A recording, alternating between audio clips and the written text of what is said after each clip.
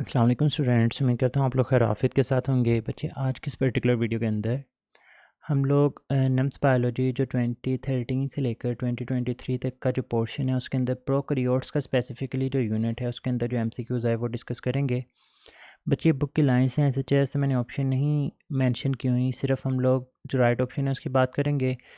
Germ theory of disease was formulated by, किसने इसको formulate किया था? तो बच्चे हमारे पास रॉबर्ट कोच वो साइंटिस्ट थे जिन्होंने जर्म थ्योरी को जो था वो पास्टुलेट किया था।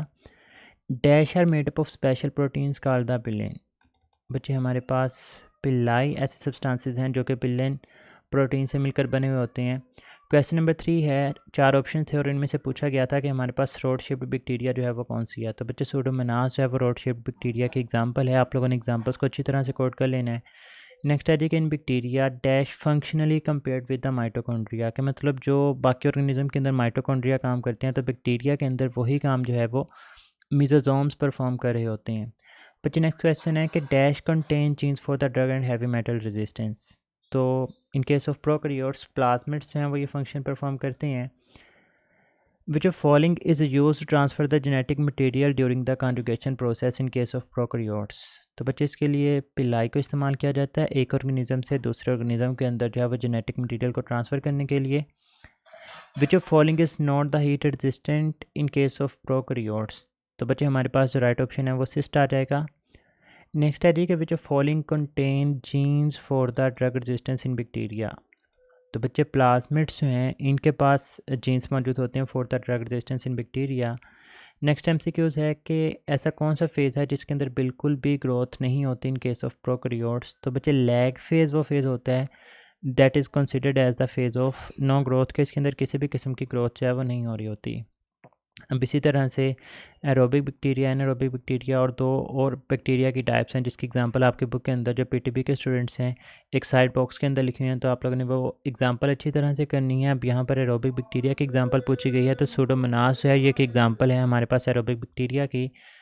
नेक्स्ट एमसीक्यूज़ के bacterial growth refers commonly to, इनमें से किस चीज़ के लिहाज से जो है वो बैक्टीरियल ग्रोथ के लिहाज से बात की जाती है। तो ये जब number of bacterial cells increase होते हैं तो हम लोग कहते हैं कि बैक्टीरियल ग्रोथ जो है वो बेसिकली इंक्रीज़ हो रही होती है और ये एक्सपोनेंशियली इंक्रीज़ होती है। मतलब ऐसा नहीं होता कि 1 से 2, 2 से 4, बल्कि हंड्रेड्स की तादाद में जो है वो 25 मिनट्स के बाद जो है वो इनकी अमाउंट जो है वो बढ़ती रहती है।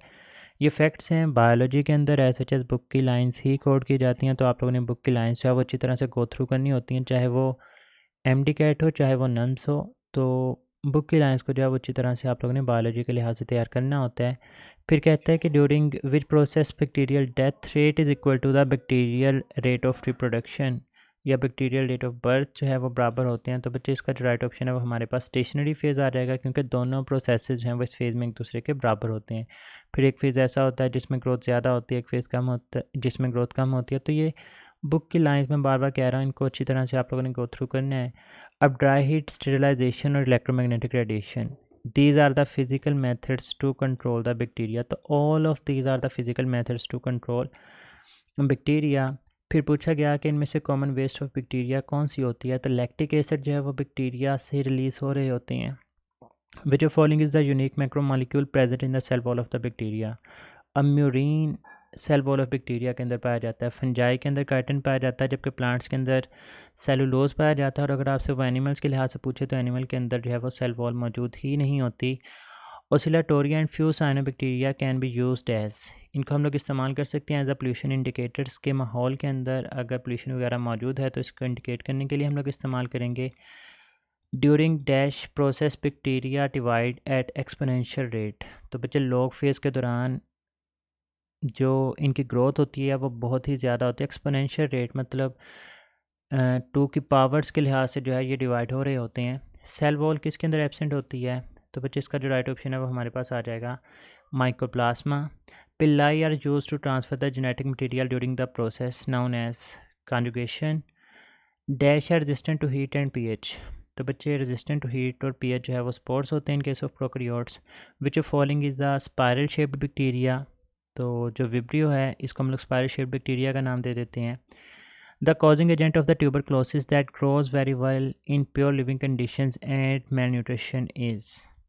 अब कौन सा ऐसा एजेंट है ट्यूबरक्लोसिस का जो सबब बनता है, इसको बच्चे हम लोग माइकोबैक्टीरियम का जो है वो नाम दे देते हैं। Respiratory enzymes are present in the, जो रेस्पिरेटरी एंजाइम्स हैं ये मौजूद होंगे मेसोजोम्स के केस में। Bacteria can move with the help of, तो बैक्टीरिया को हरकत करने के लिए जो है वो फ्लैजेला की ज़रूरत होती है, और इसी की बिना के ऊपर हम लोग बैक्टीरिया की बहुत सारी टाइप्स भी डिस्कस करते हैं, जिसमें टफ टू फ्लैजेला हो सकता है, विदाउट फ्लैजेला हो सकता है, एक फ्लैजेला हो सकता है, एक साइड के ऊपर फ्लैजेला हो सकते हैं, दोनों साइड्स के ऊपर फ्लैजेला हो सकते हैं, ऑल अराउंड द स्ट्रक्चर जो है वो फ्लैजेला मौजूद हो सकते हैं। फिर बच्चे gram negative bacteria stand pink, किसी तरह से ग्राम पॉजिटिव बैक्टीरिया के बारे में भी पूछा जा सकता है, तो आप लोगों ने अच्छी तरह से लाइंस को जो है वो गो थ्रू कर लेना है। Which of following is a method which causes the oxidation of chemical constant of bacterial cell. तो बच्चे यहाँ पर हमारे पास है वो ड्राई हीट राइट ऑप्शन बन जाएगा। Cysts are not resistant to dash but spores are, मतलब कौन सी ऐसी चीज़ है जिसके लिहाज से सिस्ट रेजिस्टेंट नहीं होते बट स्पोर्स हैं वो रेजिस्टेंट होते हैं। तो बच्चे ये पहले भी एमसीक्यू इस तरह का आ चुका है कि हीट रेजिस्टेंट जो है वो सिस्ट नहीं होते। नेक्स्ट है जी, the natural bacterial flora is the beneficial to human, इंसानों के लिए फ़ायदेमंद होता है। अब आखिर इसका फ़ायदा क्या है, तो बच्चे the interfere with the pathogenic resistance of colonization, तो ये हमारे पास इसका राइट ऑप्शन बन जाएगा। कौन सा ऐसा फेज़ होता है जिसके अंदर बैक्टीरियल ग्रोथ जो है वो एक्सपोनेंशियल रेट के ऊपर हो रही होती है। ऑलरेडी ये एमसीक्यूज़ आया हुआ है, तो log phase of bacterial growth के अंदर ये एक्सपोनेंशियली जो है वो डिवाइड करेंगे। इन bacteria the resistance against heat is produced by, तो बच्चे ये स्पोर्ट्स की मदद से जो है वो प्रोड्यूस हो जाती है। नेक्स्ट है the method which help in developing the immunity against the bacteria is, तो ये हमारे पास जो राइट ऑप्शन है वैक्सीनेशन आ जाएगा। विच of following increases the pathogenicity of the bacteria, तो बच्चे स्लाइम जो है वो इंक्रीज़ करती है पैथोजेनिसिटी ऑफ बैक्टीरिया को। और जो स्मॉलेस्ट नोन बैक्टीरिया है ये कौन सी जीनस से जो है वो बिलोंग करता है, तो बच्चे इसका राइट ऑप्शन जो है वो माइकोप्लाज्मा है। होप्स हो कि आप लोगों को ये प्रोकैरियोट्स के रिलेटेड एमसीक्यूज़ क्लियर हैं। बच्चे एसएचएस लाइंस भी पूछी जाती हैं पास पेपर्स की, और इसी के रेलिवेंट कॉन्सेप्ट्स भी पूछे जाते हैं। तो ये जितने भी 33 ऑलमोस्ट एमसीक्यूज़ थे जो कि पास पेपर्स के अंदर प्रोकैरियोट्स वाले यूनिट से पूछे जा चुके हैं, वो मैंने आप लोगों के साथ शेयर किए हैं। मोस्टली नम्स का पेपर जो है वो पीटीबी और फेडरल दोनों की बुक से ही मिलाकर बनाया जाता है। तो बच्चे इनको अच्छी तरह से गो थ्रू करने, अपना बहुत सारा ख्याल रखिएगा, दुआ में याद रखने। फ़ी अमानिल्लाह, अल्लाह हाफ़िज़।